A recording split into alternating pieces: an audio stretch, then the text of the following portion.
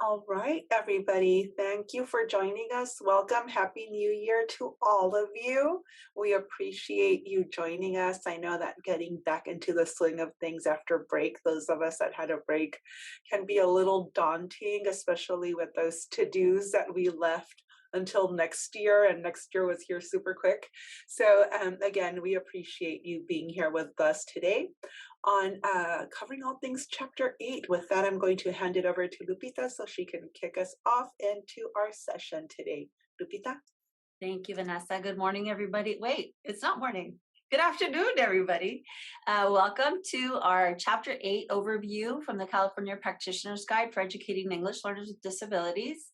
On behalf of Imperial County SELPA and Imperial County Office of Education, we welcome you and we thank you for your engagement and your participation. This topic today has everything to do with, according to the title, has everything to do related to exit from special education for English learners. This slide indicates our resource Padlet, which includes all of the resources of chapters 1 through 9. We've just updated with the slide deck for chapter 8, which you will find, I believe, in the second column of the Padlet, as well as the accompanying resources having to do with this chapter and topic. Next slide, please. So you know who we are. We ask that you please let us know who you are. It's important for us to kind of gauge the audience. We know that you're all administrators and you have the responsibility of leadership with staff and with other responsibilities having to do with English learners and English learners with disabilities, both in the general education and special education fields. But we'd like to know who is joining us today to be able to speak to more intentionally and directly to the topics that are pertinent to you in your respective roles. So we want to again welcome you and thank you for engaging with us this afternoon. Next slide, please. So as you introduce yourself, we will quickly introduce ourselves. My name is Lupita Olguin-Rubio. My background is in general education, and my contribution to this work, this grant work, Improving Outcomes for English Learners with Disabilities, is in support of all things English learners, English language development, and literacy, academic progress, etc. So that's my, what we lovingly call my superpower, my contribution to this work. And in the process, I've been able to really make connections and identify the intersections between students who are acquiring English as a second language and how they learn and how that learning is presented in their both academic and linguistic progress. And also what that might look like when students, English learners, are beginning to struggle as a result of needing either additional linguistic support and or ultimately needing supports from special education services. So that's who I am, that's my work, and that's what I do in this phenomenal team. And with that, I'm going to hand it over to Vanessa to introduce herself. Hello, everybody. Welcome. If you've been with us before in our previous 7 sessions, you've heard about my background, but if we have new friends today, just to set the context of what my contribution to this team is, I was a special education teacher for 18 years prior to joining our SELPA here 5 years ago. So shocking, shocking. I know, 23 years in education and you can't even tell, right? But anyhow, so my background, again, special education. However, here at the SELPA, I work with all things adapted physical education as well and assistive technology. In my previous district of employment, I was also an English language learner coach, a resource teacher, and an instructional technology coach. So multiple lenses, but the one I'm most proud of is that of the mother of a child with disabilities. My son is on the autism spectrum and has a secondary disability of OHI for ADHD combination type. So that is another one of the lenses that I bring into the work to help inform and form our practices here at Imperial County SELPA. And with that, I'm going to hand it over to Christina so she can give us a little bit of info on her. Good afternoon, everyone. My name is Christina Zavala. I'm also part of this amazing team. I've met with you before, and just as a quick recap, my background is in the area of school psychology. And for the past 12 years, I've been a school psychologist, and I also have experience as a director of special education, SELPA coordinator, and most recently moved into the current role of interim SELPA director for our Imperial County SELPA. I too, like Vanessa, have experience in the area of assistive technology, conducting AT assessments, and I'm also credentialed and certified in completing school neuropsych evaluations. So happy to be with you, and thank you everyone for joining us again for our next session. And if you are wondering where is our phenomenal Dr. Deborah Montoya, she contributes to this team as a consultant, and she has relocated to Oceanside here in Southern California, San Diego County, and is a special ed director for Oceanside Unified School District. So she is still part of this team. We're very grateful for that and honored to continue this work it just brings us so much joy and passion. So just know that we're here to support you. And again, we're very grateful that you're here joining us today. So on that note, next slide, please. Quick reminder of our work through this grant. We are part of the system of support. We were awarded the grant in support of English learners with disabilities. And this is where we are. We are in Imperial County, located in the most southern part of the state, and we border Mexico and we border the beautiful state of Arizona. And so we're about 100 miles from San Diego County, and I would say like 80 miles from Yuma, Arizona. So, I figure we get the best of both worlds, the desert and the mountains and the beach. So this is where we're located, and our work through this grant is to support you all and all the LEAs and county offices and SELPAs in the state of California to help build capacity, to collaborate with you, and to build support systems and enhance your processes in support of English learners and English learners with disabilities. Next slide, please. Because we know that the high percentages of English learners with disabilities really helps us identify what are some of the tools that we need. So knowing that we have a high number of English learners with disabilities really pushes that question back to us. What is it that we're doing? How well are we doing it? Are our English learners who have been identified with disabilities also receiving the supports that they need, linguistic supports that they need in the form of ELD? So these high percentages of students needing both linguistic supports and special education supports really drives this work. Next slide, please. And the creation of the California Practitioner's Guide. So this resource is our grounding resource, of which your participation today gives you a broad overview of each one of the chapters and its content. Although it is not a required document to do our work, it is highly recommended. And know that the compilation of the research and the tools and the resources in this guide are phenomenal. That it's a one place where you can find supports for your English learners, talking points and tools to help you decide whether or not that student is in need of assessment for potential special education services, and or once a student is determined to need these types of services, how well are we providing those supports, and are we not compromising the linguistic supports that they are required to continue to receive? Next slide, please. So our focus today is Chapter 8. Next slide, please. And again, we have 5 sections to cover. Chapter 8 is, you will find it in Section 4, which is solely devoted to this topic, proposing exit for special education service. And I really want you to focus in on that first word, proposing, because this chapter and the resources and content that we're going to be talking about today is not a how-to exit an English learner for special education. Rather, what are some critical considerations to help us use and put together to be able to determine whether or not indeed the student who is an English learner is no longer in need of special education services. So it's all about circling back, thinking about the information that we have, ensuring that the assessments are culturally and linguistically appropriate, that the data gathering is current and accurate, so that all of the information and all of the resources that we're using to continue this conversation of whether or not the student is indeed deems a conversation of whether or not the student needs to be considered for a potential exit is a conversation that it needs to be had at the current moment. Next slide, please. So again, section 4 only focuses on chapter 8.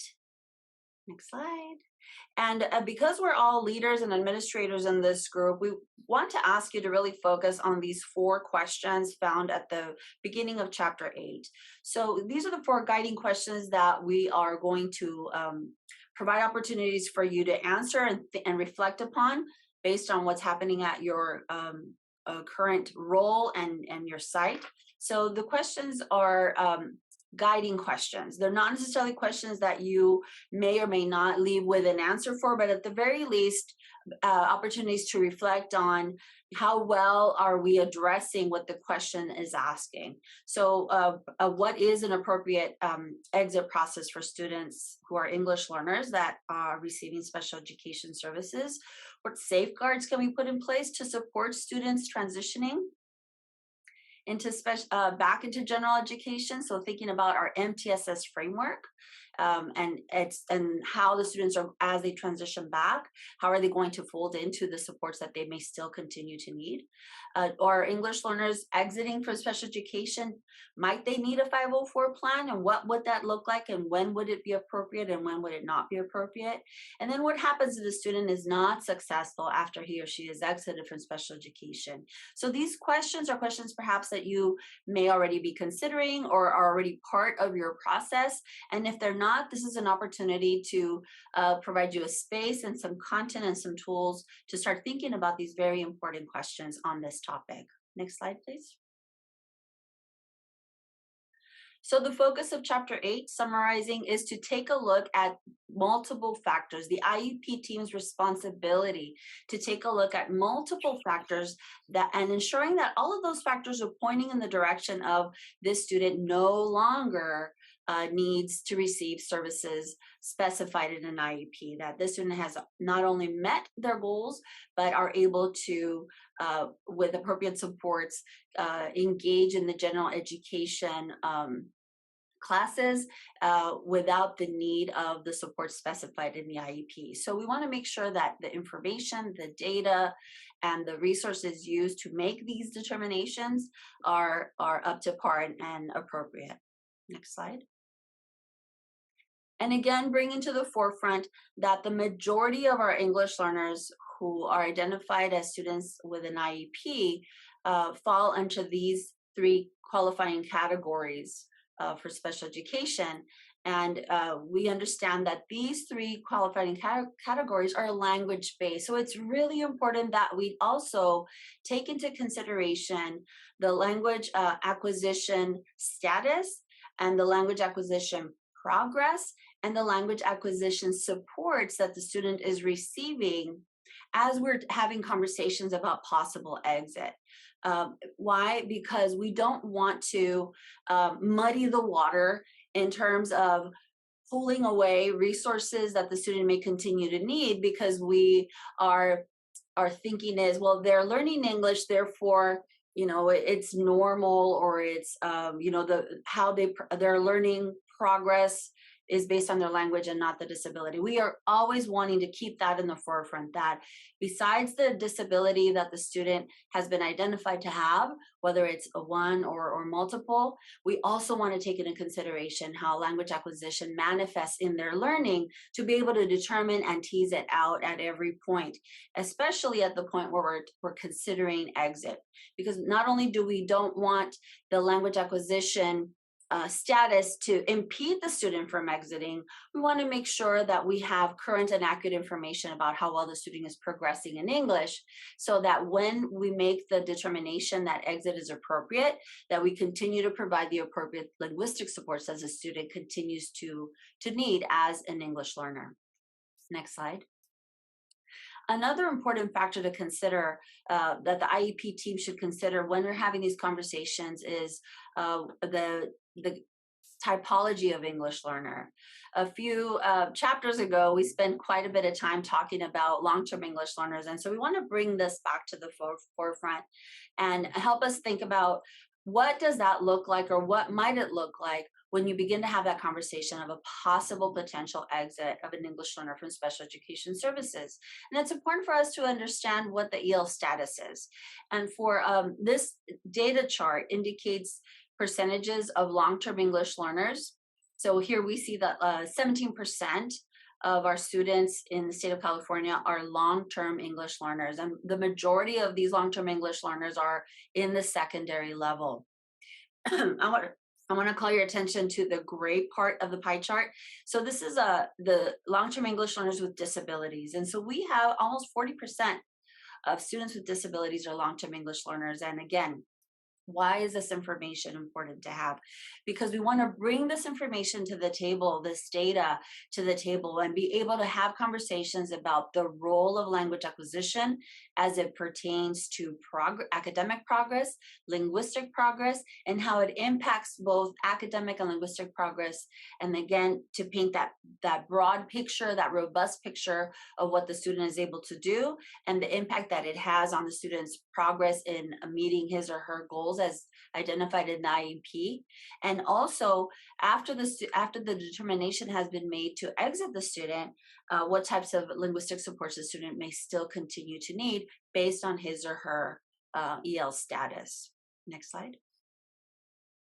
So again, the role of the IEP team is critical in that we want to be able to ask those questions, take a look at the information that is necessary, that is going to point us in the direction of whether or not exit is appropriate, to identify where are there gaps. Do we need more data? Is the data current? Do we have the expertise in the team to help us engage in dialogue and to help us make the determination that considering the English learner and the potential opportunity for him or her to exit from special education. Which brings us to one of our FAQs from Chapter 8. So I'll give you a moment to read, to process it and think through it, and feel free to drop your responses in the chat as I read it out loud.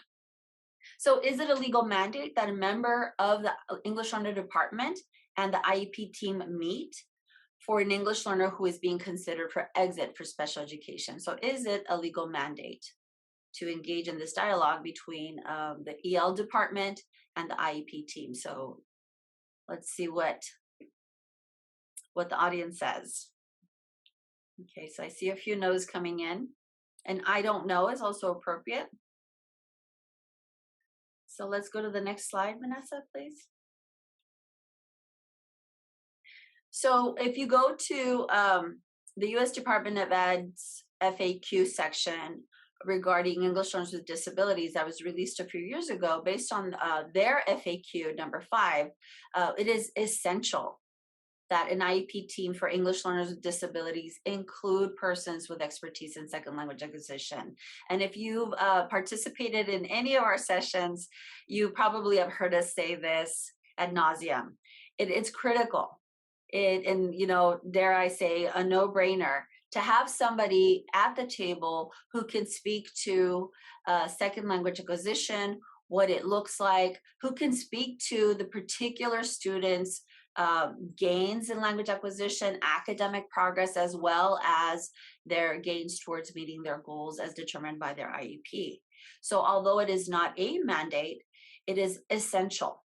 And I would say we would be doing a disservice if we don't attempt to bring in that lens to the table when we're referring to an English learner with an IEP and having any conversations from the very beginning, from the onset, of whether or not the student is indeed in need of special education services, in determining what their goals will be. So taking into consideration linguistically inappropriate goals, to the point of the possible opportunity for the student to exit from special education, as well as reclassification from English learner status. So at every point, it's critical that you have expertise at the table, engaged in the dialogue to help make these determinations for our students.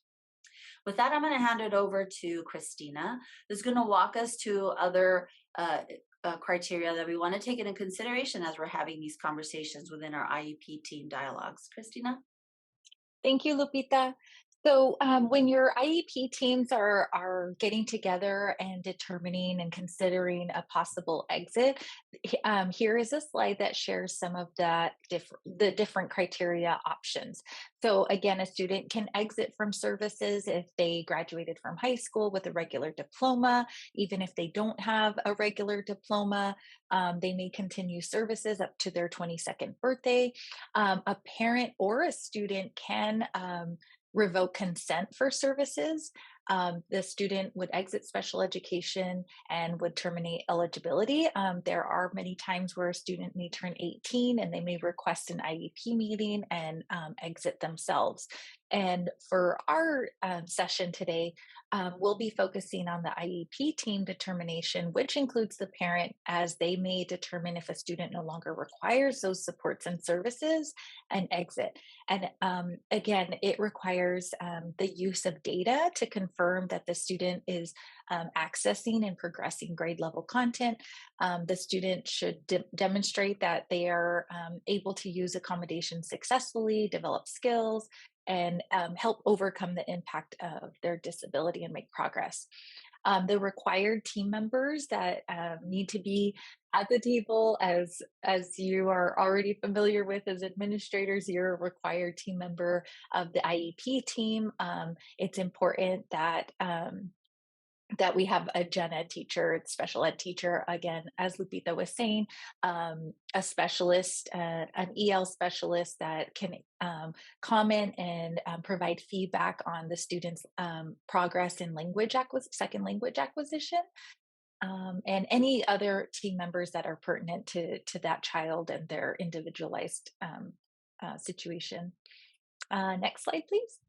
And ensuring it is our ethical responsibility to ensure active and meaningful parent participation. Here is the ed code, and these are the components that we need to ensure that parents are receiving in order to engage in active and meaningful participation. That they have a copy of their procedural safeguards, that if requested, that and also provided translated documents, and the use of an interpreter, that be arranged and planned ahead of time before the IEP team meeting, and coordinated between the team and parent and an appropriate interpreter. Next slide. And just a quick run through regarding the procedural safeguards, parents' rights. At each IEP meeting, a parent should be provided a copy. At minimum, they should be provided a copy annually, at least once a year.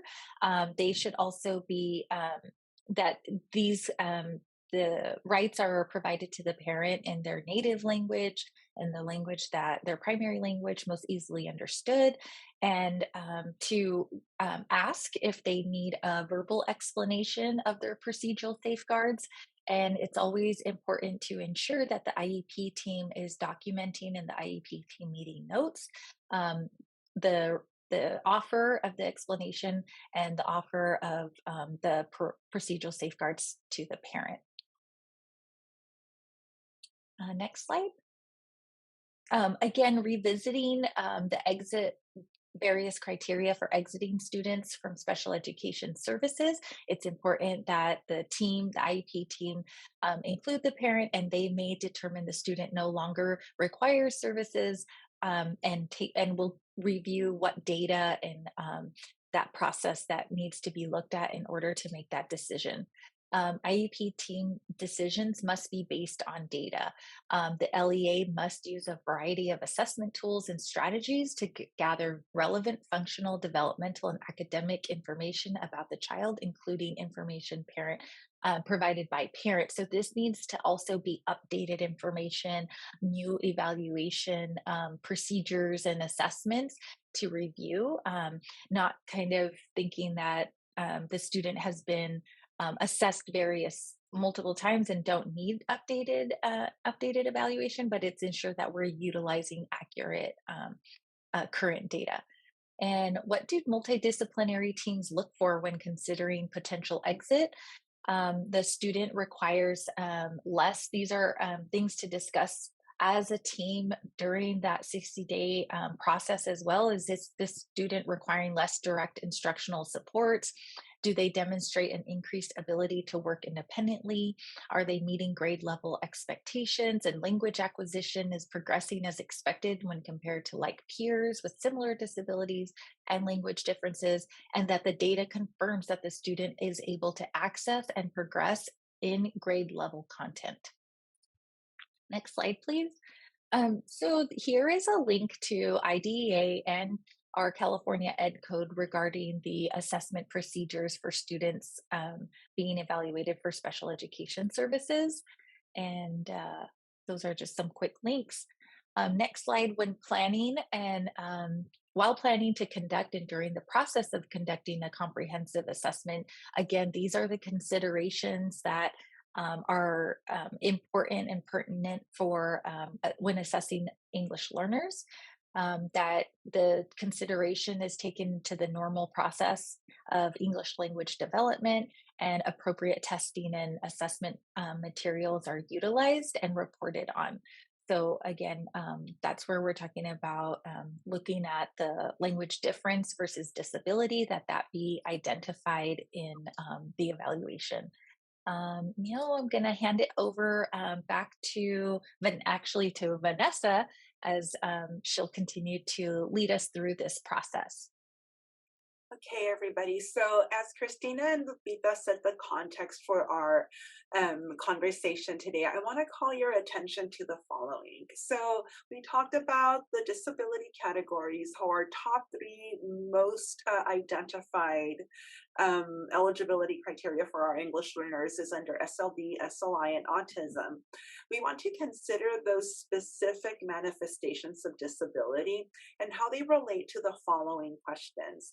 Do the combined assessments, observations, and input from the IEP team provide information needed to determine eligibility? Remember that when we're talking about determining eligibility, it's what was used to be referred as triennial evaluation, so it's eligibility reviews.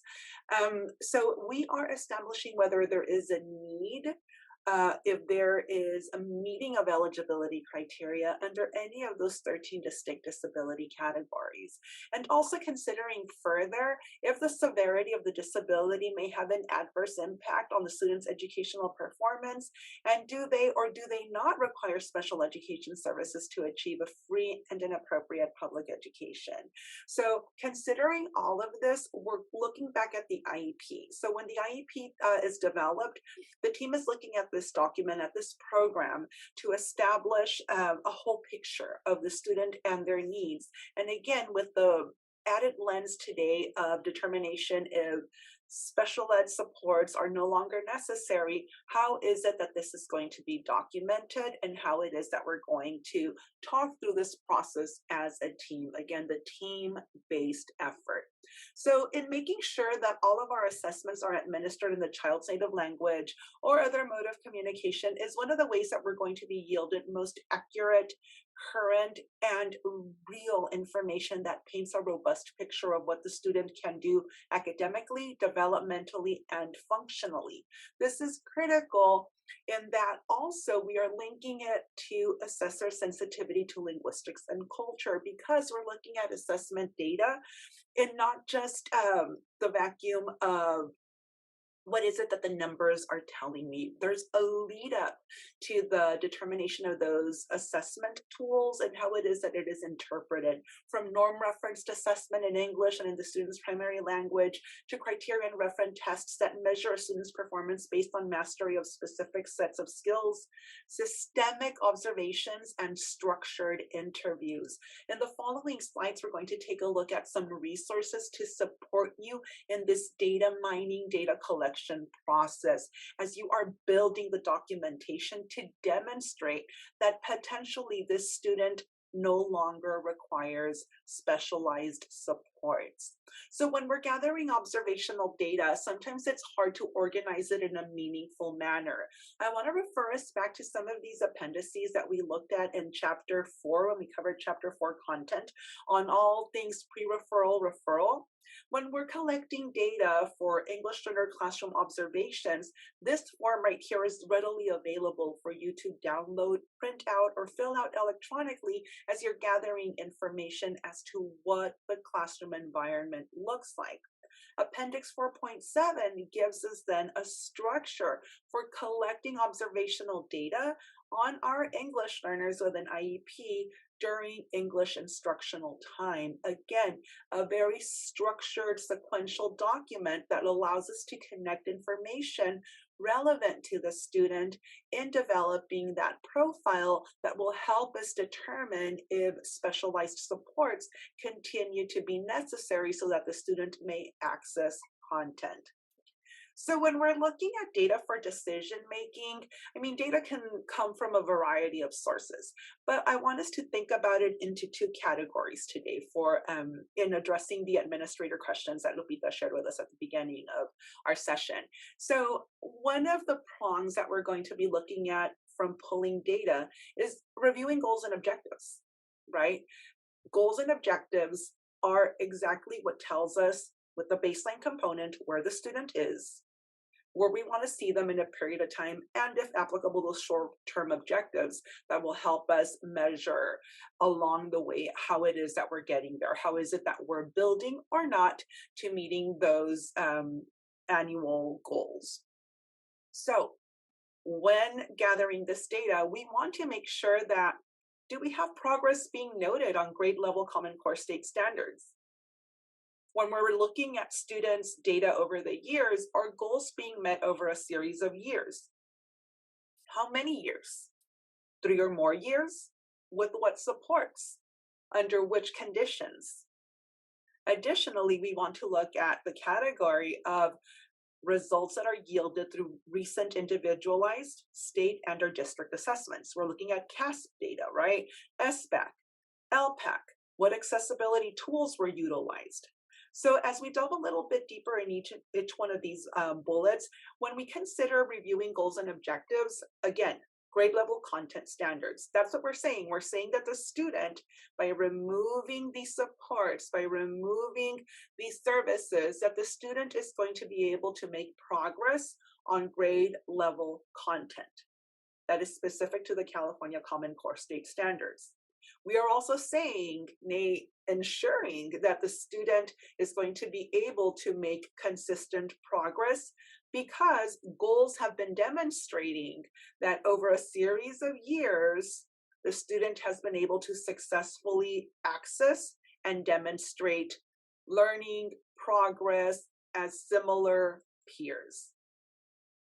I want us to also consider that when we're looking at our IEP goals, knowing that if we have an English learner with an IEP, ensuring that in fact those IEP goals were linguistically appropriate.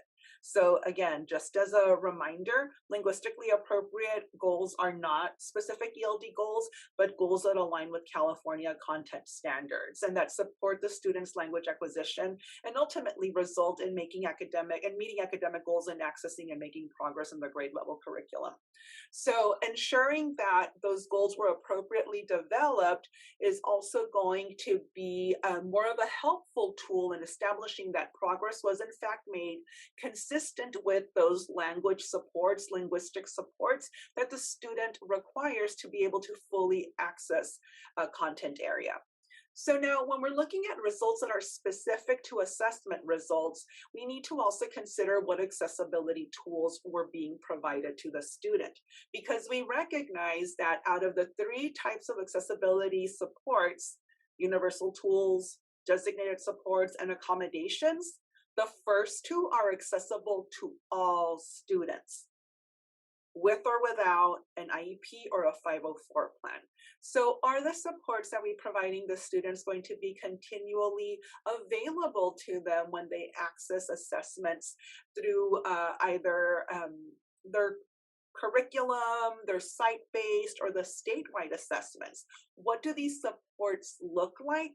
And might they still be accessible to the student to be able to demonstrate access, content development, and/or mastery?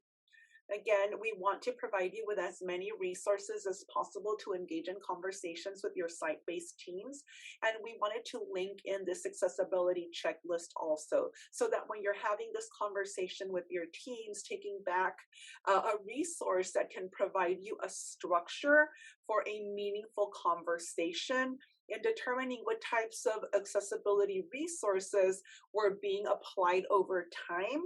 And might these still be available? Should it be demonstrated through assessment data, through observational data, whatever data collection method you are utilizing to demonstrate that additional needs might exist or might not exist, and which would be readily available without the need of an IEP?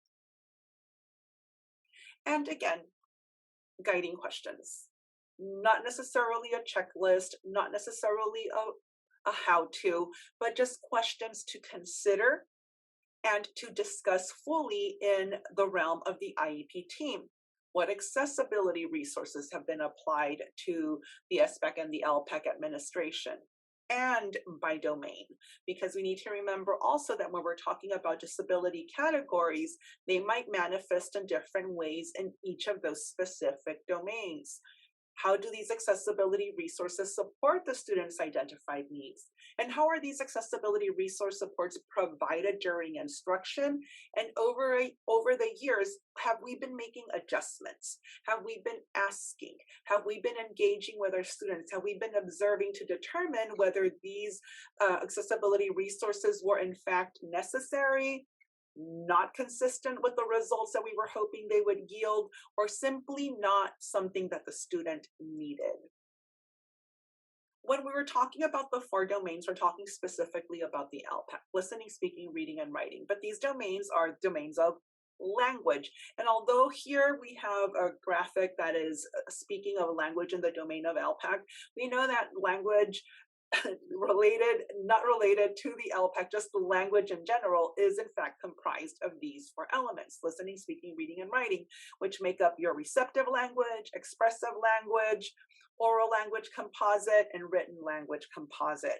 So again, knowing exactly how it is that the disability manifests in relation to language, not necessarily language disability per se, but just how it is that it manifests, is critical in determining what types of supports might still be necessary should there not be any eligibility criteria met for any of those 13 distinct disability categories.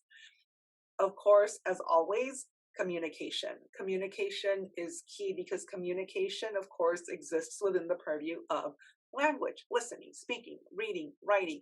These are performance areas that need to be accessed and tapped into as students engage with content and are able to demonstrate mastery or growth over time, like their same aged, similar disability, similar language ability peers. Another resource that we wanted to make available to you is Figure 8.1 and Figure 8.2. That helps us organize, right? Structure some of the information that we know we need. So I like to use the analogy of a closet. We know what we put into a closet, we know that it's there, but it might not be necessarily accessible when we need it. So these assessment data charts help us compile this tangled web of numbers, figures, and data and structure them as assessment data and anecdotal data.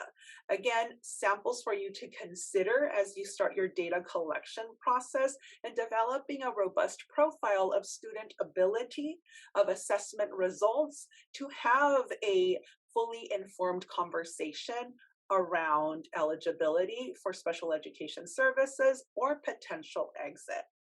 That being said, I want to bring us back to a frequently asked question that lives in chapter 8, but really colors our experience in working with English learners with disabilities. So question number 2.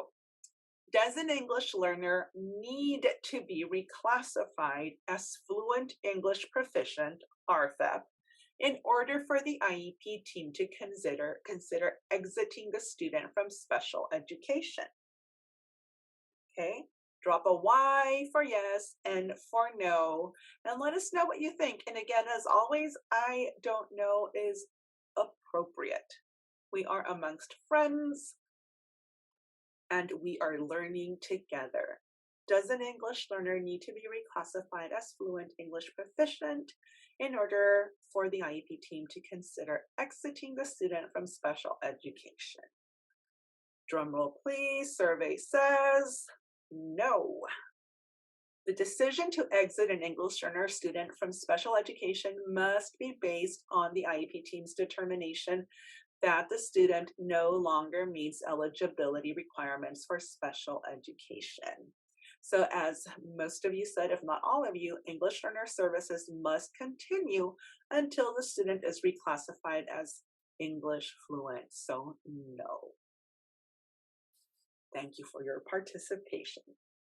So as a reminder, we're talking about English learners, and English learners have a right. We guarantee them access to comprehensive ELD. And I know we continuously like to beat this dead horse, right? Comprehensive ELD, Tier 1, first best instruction, comprised of both integrated ELD, designated ELD, integrated ELD being regular class time where the ELD standards are used in tandem with our Common Core state standards, designated ELD, that protected time where the ELD standards are the focal point of instruction. Very important for us to continue providing this for our English learners, whether they are meeting eligibility criteria and continue to receive special education services. They are still guaranteed comprehensive ELD. So, reflective question. How does your multidisciplinary team address the needs of dually identified students in the IEP process? So thinking back to your own practice, to your own role, how is it that your teams address the needs of dually identified students in the IEP process? We know that for English learners specifically, there are 3 key decisions that are the jurisdiction of the IEP team. And that is language of instruction, accessibility tools or use of an alternate assessment, and how and where ELD instruction will be provided. So when we are looking specifically at all things related to exit, we want to consider that for an English learner with a disability, this is incredibly complex and ongoing. And as we talked about, it's comprised of gathering formative assessment and assessment data to determine if the student is able to function independently, and also considering those 3 main jurisdictions, key decisions that are in the jurisdiction of the IEP team, and always referring back to those components, those key elements of a culturally and linguistically appropriate IEP, right? We want to ensure that these continue to be met, that these continue to be present up until that team makes a determination that special education supports are no longer necessary. So all in all, it is recommended that the IEP team review English language proficiency data over the years, including the LPAC, teacher evaluation, including curriculum-based measures and observation, parental opinion, consultation, the student when appropriate, comparison of performance of the student in basic skills on the performance of English proficient students at the same age, and to compare the student to students of the same level of cognition, as well as a comparison of the student's progress in English language development to other like peers. Very important considerations for us to have when we are engaging in this conversation. So I know that I talked a lot, and I want to give you a time to pause and process. Stop and think, and drop any questions and or reflections into the chat box as they relate to some of the content that we've covered up until this point. Because what I want us to do now is I want us to take some time to listen to some of the data decision considerations that Christina is going to walk us through before handing it over to Lupita and wrapping it all up together. Christina? Thank you. Thank you, Vanessa. So as Vanessa shared, so many complex and just data gathering is necessary when making the determination for possible exit. Again, it's all based on data and the individual student. Next slide.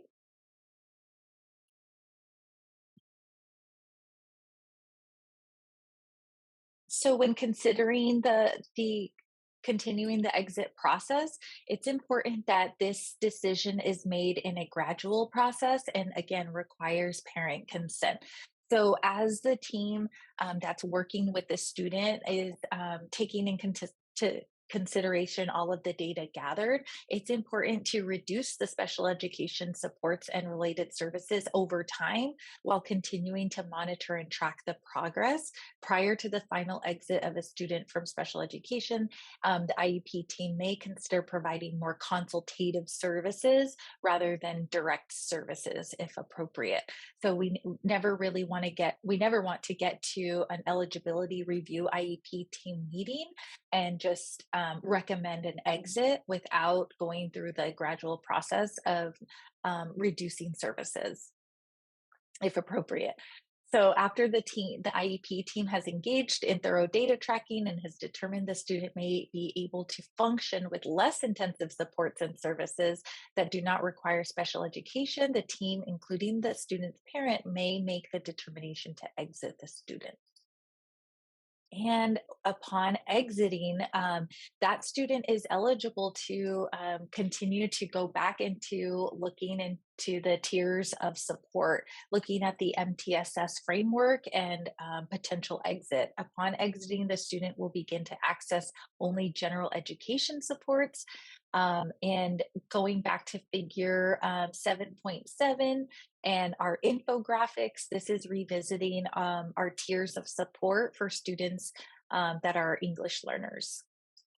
So those are resources that we added back in. And in figure 3.3 of the practitioner's guide, again, this is a resource that will help you better understand and learn behaviors and indicators of language difference versus disability. And taking this back to the team and reviewing how the student has progressed in their second language acquisition, if there still continues to be concerns. Furthermore, the question of if a student exits from under IDEA services, are they automatically eligible for a Section 504 plan? So the development of a Section 504 plan is a general education function, and this slide explains who's eligible for a 504. So it's not an automatic. If a student had an IEP, they are not automatically eligible for a Section 504 plan. Again, it is a general education function, but there is still this eligibility criteria to have the student that may present a physical or mental impairment that impacts their learning or major life activities. They need to have record of such an impairment and be regarded as having such an impairment. And again, this should be done through the general education process and setting. And these are the responsibilities of the 504 plan, conducting an evaluation. So there should be documentation that an evaluation was conducted and that the student is found eligible, determining if there is a disability, and also meeting to convene and with a group of people knowledgeable about the child, the disability, and the student's academic needs, and determine services and any accommodations that need to be added to that 504. And I'm here handing it over back to Lupita. Yes, thank you, Christina. So we're rounding the corner, folks, and we hope that in this up to this point you've recognized that this chapter and our approach in sharing the contents of this chapter is more about us being extremely thorough in making sure that the data that we have is current, accurate, and appropriate, that the IEP team includes an expert in the area of language acquisition who has been working with the student or who is able to collect data, interpret data, and engage in dialogue around language acquisition as it pertains to addressing the student's goals and objective as determined in the IEP team, and that the information that is collected presents a comprehensive picture that points in the direction of the student is no longer in need of special education services. So it's more about really taking a step back, reflecting, thinking, and ensuring that the processes and the resources and the data that we've collected or that we need to collect is going to help us make that determination without a doubt that the student absolutely qualifies for a potential exit from special education services. And then still other considerations of what do we do to continue to support the student as he or she transitions into the general education setting fully. So we have a couple of resources that we want to leave with you to help you kind of bring this back to your site, to your office, for yourself or for your staff, to help you think through this process, and hopefully in an attempt to refine your current practices on this topic. So we have these guiding questions to help us guide that dialogue and to really enhance our current processes for potential exit from special education services when we get to that point of consideration for a student. So here we have 4 questions to consider. When might it be appropriate to begin to have these conversations? So who are the required members of the IEP team? Do we have that special education lens at the table? Should the IEP team determine that exit for special education is appropriate? I mean, should we continue that conversation, or do we need more data? Or is the data simply showing that this is not the right path to move forward in? Is the student eligible for perhaps a 504 plan? How do we ensure that? How do we ensure progress after the exit? And so again, circling back to the role of the tiers of intervention, the role of comprehensive ELD for our English learners, and the types of supports that are going to be necessary. And then what happens if the student is not successful after exit? Because we really need to be thinking about these questions prior to it so that we have a proactive approach. Next slide, please. So we offer these questions to accompany the student scenario here with our friend Edgar. And Vanessa shared these resources earlier today. And so we bring these resources back to paint a picture of Edgar. And so we share them with you today as a way to help you take them back to your site, to your office, to share with your staff, again, to help build a better toolkit to enhance and perhaps refine your current processes for exiting English learners with an IEP from special education services. We don't have the time to offer you in this short hour to explore this together. However, should you have any questions after exploring these resources on your own or with your staff, please don't hesitate to reach out to us. We would be more than happy to engage in a conversation with you and offer any additional support you may need around these resources and this topic in general. We ask that you actually, I don't know that that's an active link right now, so maybe skip the slide and we'll actually push out a feedback form after the chapter 9 so that we can give us kind of a overall feedback. We want to thank you for joining us. We have one more chapter to cover, and I think that's coming up in, not really sure what date. If one of my friends can help me find the date and remind you all to join us for the topic of reclassification from EL status for an English learner with an IEP. That's coming up January 25th. Yeah, Yes, that's just a couple of weeks from now. So hopefully we'll see you there. And again, for any further questions or any other resources, tools, training modules, please visit our website. We are very proud of the fact that we've built our website based on your feedback and your needs.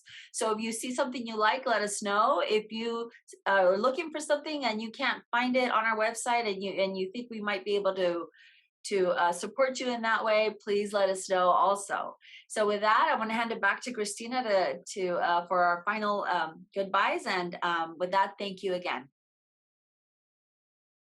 Just thank you everyone for joining us. We appreciate you so much, and we look forward to seeing you in a couple of weeks. And please reach out with any additional questions. I know it's a lot of information for 1 hour, so we are here for you, and explore our website and reach out with any needs you may have or that may arise. Thank you so much. Wishing everyone a great, oh yes. Yeah, no, so the question came up, when January 25th, what time? 1 p.m.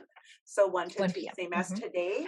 And if you're interested in attending the full day session, that's not coming to later in the year, March 9th. If you want to write that down, we are offering an overview of sections 4 and 5, and that is a full day from 8:30 to 3 p.m. March 9th. If you want to make the trip down here, it's March, it's still not that hot, we're not in triple digits yet. So if you're looking to travel and hang out with us, you can do that. If not, as always, Zoom is an option.